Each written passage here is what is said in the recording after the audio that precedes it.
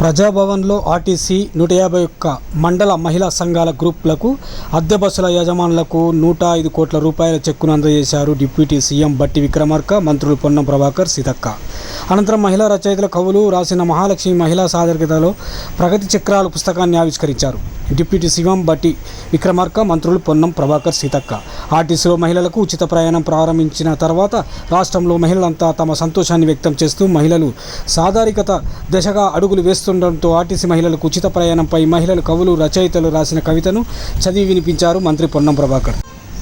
చేతి గుర్తుకు ఓటేసినందుకు చెయ్యెత్తితే చాలు బస్సు ఆపుతున్నారు అని సగౌరవంగా బస్సు ఎక్కుతున్నామని మహిళలు తెలిపారన్నారు.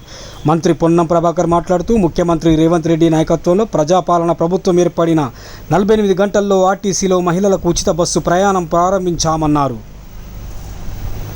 మహాలక్ష్మి పథకం వల్ల ఆర్టీసీ మరోసారి బతికిందని, త్వరలోనే దాదాపు 200 కోట్ల మంది మహిళలు ఉచితంగా ప్రయాణం చేసిన రికార్డు నమోదు కాబోతుందని ఆనందం వ్యక్తం చేశారు.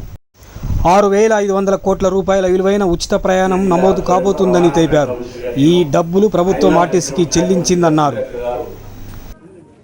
తెలంగాణలో ఉన్న అక్కాచెల్లెలందరికీ ఉచితంగా బస్ ప్రయాణ సౌకర్యం కలిగించాం. దాదాపు 200 కోట్ల మంది త్వరలోనే సహకారం అడుగుతున్నా. ప్రతి ఊర్లో సెలబ్రేషన్ జరగాలి. 200 కోట్ల ప్రయాణాలు వారం రోజుల జరగబోతామని, దాదాపు 6,500 కోట్ల రూపాయలు 200 కోట్ల మంది ప్రయాణం చేసిన ఛార్జీల్ని తెలంగాణ ప్రభుత్వం ఆర్టీసీలు చెల్లిస్తా ఉంది. ఆర్టీసీలో కూడా డ్రైవర్లు, కండక్టర్లు చాలా కష్టపడతా ఉన్నారు. బస్సుల ఫుల్గా పోతా ఉన్నాయి. సంబంధించి కొత్త బస్సులు ఉంటాను, కొత్త ఉద్యోగాలు ఇస్తున్నాం. ఆర్టీసీ మరొకసారి మహాలక్ష్మి కూడా వచ్చింది. కాబట్టి ఈరోజు అమ్మగారికి పోవాలన్నా, అత్తగారికి పోవాలన్నా, దావగారికి పోవాలన్నా, గుడికి పోవాలన్నా, బయటకు పోవాలన్నా, పిల్లల దగ్గర పోవాలన్నా కూడా ఇలా ఇంతకుముందు అక్కడికి లిఫ్ట్ చేయవచ్చు. కాకపోతే చేతి గుర్తు పెట్టినందుకు బస్సు ఆగి మిమ్మల్ని ఎక్కించుకొని పోతాం. కాబట్టి అక్కడ మాట్లాడి